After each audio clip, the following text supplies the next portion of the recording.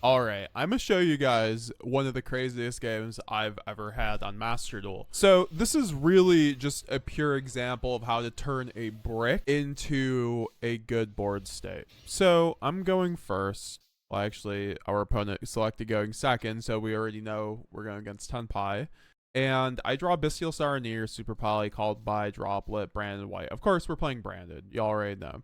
This is a brick. Now, sometimes this will just happen with playing a deck like Branded, and you just kind of have to eat it, but that's why you play these quick play spells, so you can hopefully, like, set the card and then turn skip your opponent and still have some interruptions, right? Because although this is a brick, you know, I can at least set Super Poly called by Droplet, depending on the deck, that might be able to get me there. Let's see what happens. So I do what I just said, and I pass it to my opponent.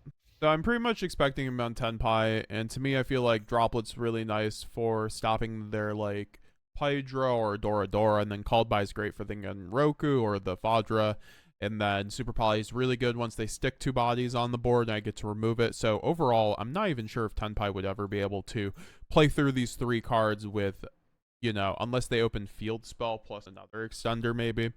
So he goes Special Summon Fenrir, and then he immediately normal summons the Dora. Instead of going for the search, I mean, I guess he's playing around Droll and Lockbird, so that makes sense. And then he goes normal summon, add a level 4 or higher Fire Dragon. Here I immediately droplet this because this could just turn into a Genroku.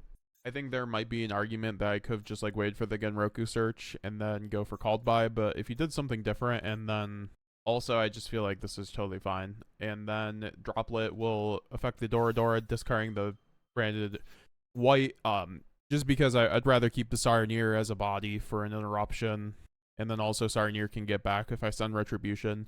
So I need to keep at least a discard, and so we're just going to negate the Dora, totally understandable. And that is going to be it for him on this turn. He's just going to go Battle Phase, attack with Fenrir, attack with Dora, do a total of 2,600 damage, then set 2 pass. So here I draw for turn with Saronir in hand. I draw a Luber, so that's pretty good. The issue, though, is he has 2 back row, and so these back row basically need to be no form of real interruption, because even with Super Poly, I can't really dodge the Imperm. So if he has it, so normal summon a Luber, and then he does have the Forbidden Droplet, which even if I had, I mean, he'd be able to, it depends, right? So he sends the Dora, and I can't just chain Super Poly here to dodge this, unfortunately. There's no Kashtira Super Poly targets, and so I'm just going to eat the Droplet here. And then Aluber's going to go 900, and then Fenrir is just going to banish the Aluber, and I don't really have a, you know, I would love to attack over the Fenrir with Saronir, but there's no darks or lights in the grave, so I'm just going to have to pass to my opponent and hope that he doesn't draw anything. And this is kind of just like one of those simplified board states. He does draw the Fadra, but I do have the called by for the Fadra, or for the Fadra on the Dora. Dora is only on normal summon, of course, but that still gets him enough bodies to potentially push me for game when I have no opening, or sorry, nothing. So I'd rather not give him the body, and so I'm just gonna call by that. He's gonna attack directly with Fadra, and then Fenrir and put me on a 1400 life, and so really I'm on. I need to have a really good top deck here. And so I top deck the Lubellion, which isn't the best top deck, but it certainly, I think, gets me there, because then I can pitch the Lubellion, search the Magnamut, and then I can go Magnamut effect, banishing the Lubellion, since once again, I don't have any other lights or darks in either graveyard, and he does have the Maxi, of course, which is pretty crazy, but I'm just going to have to eat it, and then he's going to get the draw. I get the Magnamut effect, which, you know, will help me get to a board state, hopefully. You know, I can search any dragon, so hopefully that can get me to a branded fusion. And then Magnamut's going to attack over the Fenrir. I think that's better because Fenrir could constantly get cards for him and then also banish face down my monster. So it's just more of a problem card than this Fadra. This Fadra is kind of sitting pretty at the moment. It's not like he can Typhon. And then in the end phase, I'm able off of the Magnamut to get Albion a lot of the time. Like I was asked in a recent coaching session by one of my students, like, how do you know what to search off of Magnamut? And a lot of the time, if you just don't have branded fusion access, you have to go for the Albion, the Shrouded Dragon, because it's going to be a draw. And then also it sends you branded Retribution, which a lot of the time will, you know, is halfway to branded fusion. So I think it's always Shrouded Dragon if you need to get branded fusion.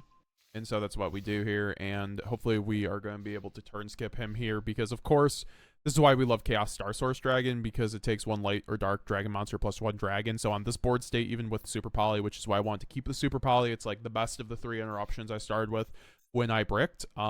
Because this is like, this takes up 2 bodies, so it's very easy to turn skip him with just this card. And also I have dragons, so I'm able to fuse off my own dragons to pop his cards, which is pretty good.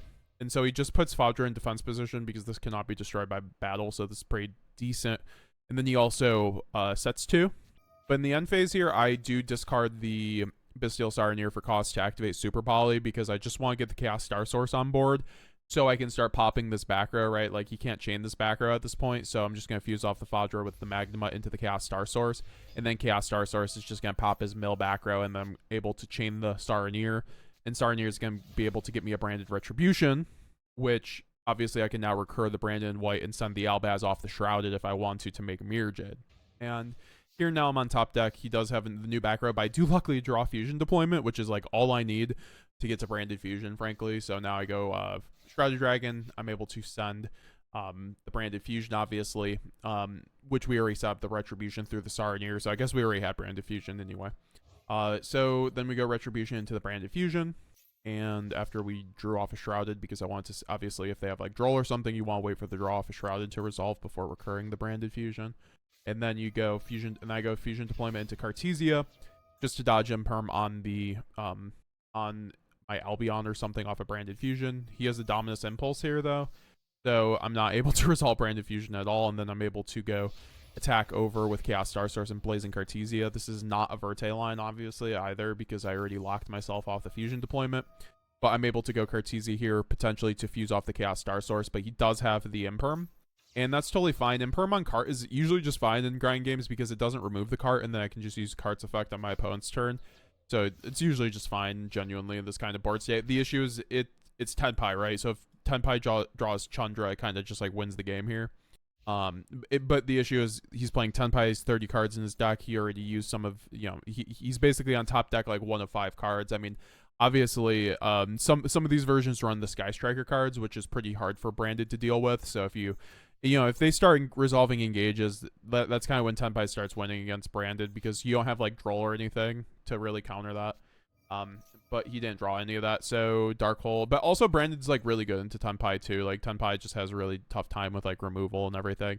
So Dark Hole also, he does resolve Dark Hole here, but he does something kind of silly and change the Droplet here, which is, I feel like him just conceding the game at this point, since he obviously didn't top deck anything. I don't know, because if anything, you would have just saved the Droplet, right, and potentially just tried to survive. But then in the end phase, I'm able to go with the Cartesia to get back and basically just like win the game at this point. Very obviously, he has no cards in hand. I'm able to go Cartesia, chain the Branded Opening, go into Aluber, and just do our thing with the Branded Fusion. And if you haven't been paying attention, this is a 9-round game against Tenpai.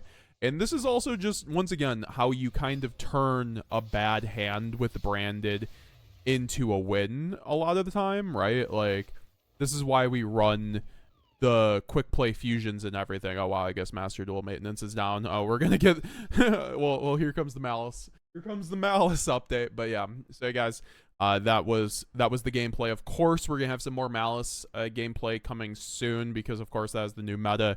I do appreciate everyone coming through for the Master Duel gameplay too. It's gonna be a rough month with Malice, I'm not gonna lie. So I mean, we'll see. Like, if Malice isn't that bad, but honestly, I've already seen the 1-card combos, right?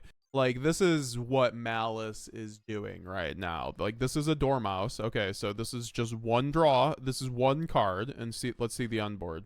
This is the unboard. You draw 5, and on an Apo for 2 Terahertz, which is a negate. 2 traps, which gets you back White Binder, which gets you back like 3 bodies, and then also draw, like, once again, draws and like non-target banish off the trap. So yeah, you're just not playing through a lot of this. Like, you are not breaking the board. So this is just kind of the situation that we're going to be dealing with for the next month, because if Apo's banned, like, it's the same end board essentially. And also Link Decoder makes it easier. They need to ban Link Decoder and Apo for this deck, to be fair, in Master Duel, frankly. And I'm sure those will come eventually, but like, this is like the strongest 1-card combo that's ever been in Master Duel, frankly. A draw 5 plus like Apo plus like non-target banish plus several negates. It's just like way too good. So yeah, guys, definitely have your Artifact Lancias and Ghost Spells ready. Like, I don't even think like Ghost Spells really like You have to pair the Ghost Bell with other things, frankly, but I think Lancia is going to be likely one of our best options for this kind of deck. So yeah, guys.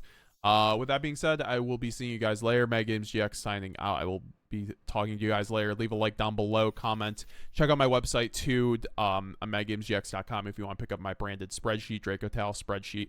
Also, comment down below what you guys thought about this gameplay. If this video gets to 150 likes, we will, of course, do another gameplay on Master Duel, showing off all the branded goodness. Let me know what you guys want to see. With that being said, bye now.